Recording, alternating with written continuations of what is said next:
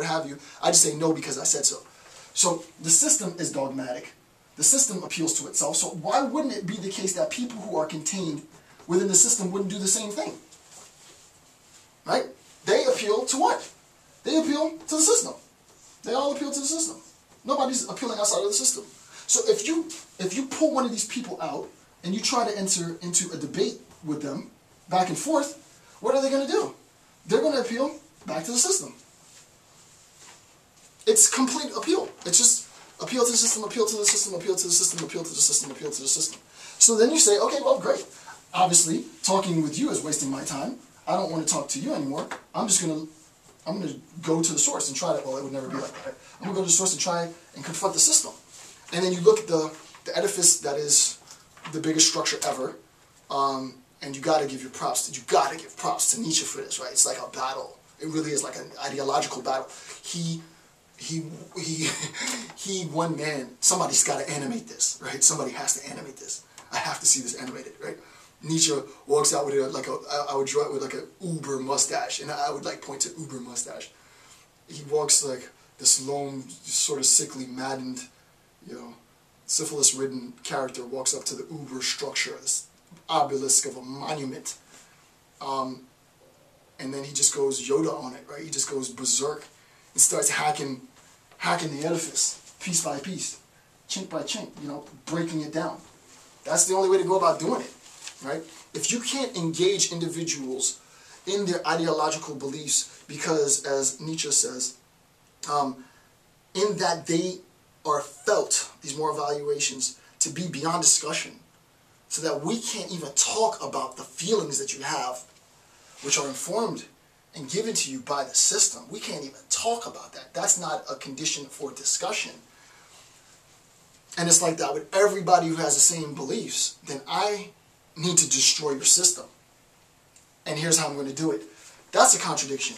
And you say you really practice this, but look at these people. You don't do what he did, and you misinterpreted that. And he said you were supposed to do that, but you don't. And that's what Nietzsche does. That's exactly what he does. He says, oh, you think that you're practicing right Christianity? You Christians aren't Christian. Here's why you're not a Christian. The Bible says you should do this. And the only real Christian was Jesus. The rest of you guys aren't. I'm not saying this is Nietzsche. And then, here's where we have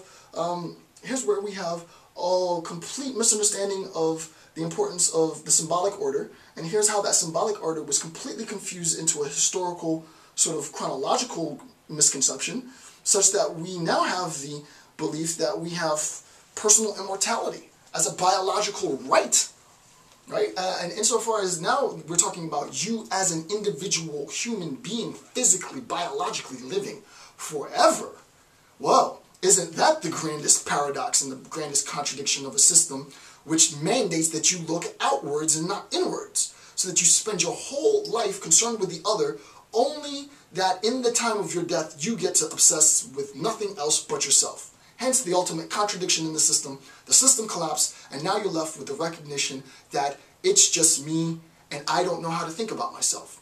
That's what Nietzsche does. He takes a hammer, a war hammer, to the edifice. Yeah, so I went in the zone on that one, but yeah, it's just like, it just hit me. It was like, yeah, you can't, how could you think if the system that you're in has habituated you to refer to the system, then once you leave the system, you're still thinking like you were in the system. There is no ever getting outside of the system. It is, as Bob Marley says, an emancipation of mental slavery. None but ourselves can free our minds. This is, again, this goes back to Neo in the Matrix, right, in the first one, where he recognizes, holy crap, nah, it really is me. The only limitation that has ever been from the beginning of this movie, Neo, is me.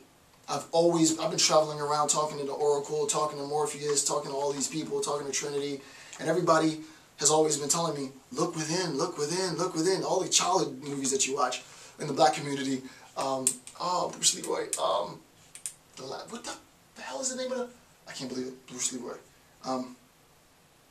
This is The Last Dragon? I think it's called The Last Dragon. Oh man, it's classic. And look within, you're the master, you're the master. Who's the master? Who's the master? Shonuff's the master. This other guy's the master. Who's the master? If you haven't seen this movie, then shame on you, right? It's an absolute epic classic. It's like up there with Never Ending Story and all the best childhood movies ever. Yeah, I think it is the last. It had. Oh my God, is it the Last Dragon? The Last Dragon. Bruce. I think it is the Last Dragon. I forget. But it's, just Google Bruce Leroy, right? And you recognize, no, really, my whole life is about me becoming the master. That's what it is. And it's about you becoming the master. What is it that you are good at? What is it that you get that's a little bit harder for other people to do? What is it that you have discipline where other people can't find that discipline? Stick at that and ride that horse till it's dead.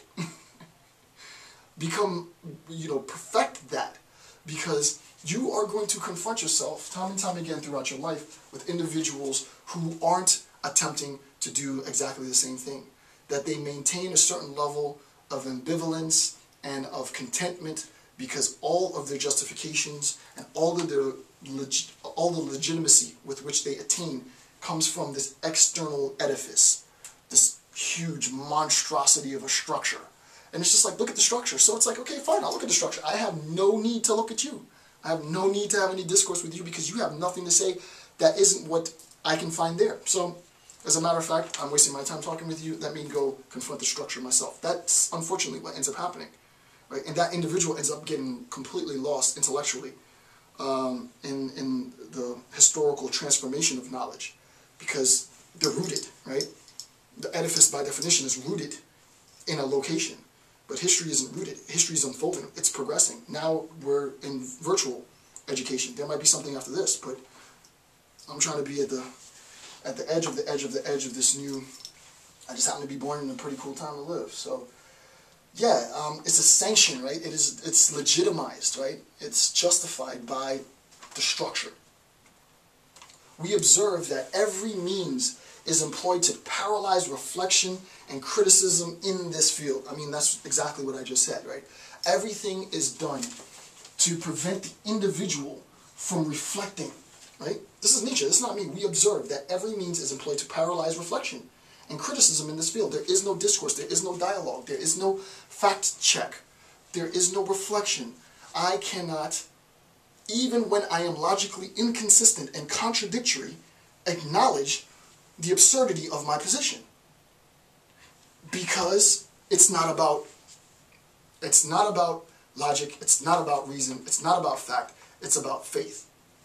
And then for people who don't really have an understanding that even the tenets of faith are situated within the law of non-contradiction, right? Even those tenets are situated within the laws of non-contradiction, such that you can't even epistemologically articulate contradiction and have faith in it because there is no epistemological status of contradiction other than it's a contradiction.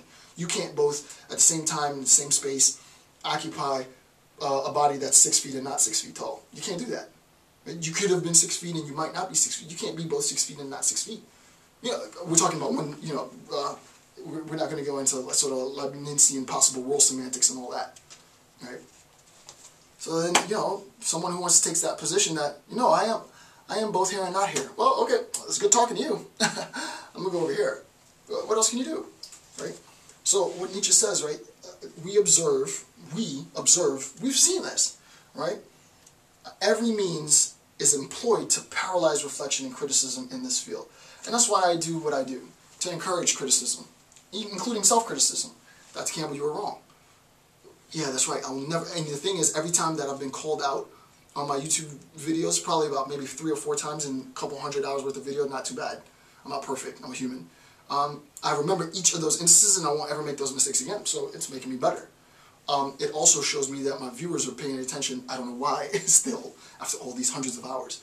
But my viewers are. I love my viewers. I do love you as much as a virtual love relationship can be had between, multi-gendered, multi-racial, multi-ethnic audiences. I definitely, truly, in the virtual sense, love my audience because you guys are watching that intently. That was off, right? Oh wow! Thanks for, and I want to thank you for taking the time to watch my videos, right? Is what I always say. All right, 1A analysis, right? To be critical of the moral precondition of society, right, is to challenge the very assumption that we are obligated to concern ourselves with the plight of others.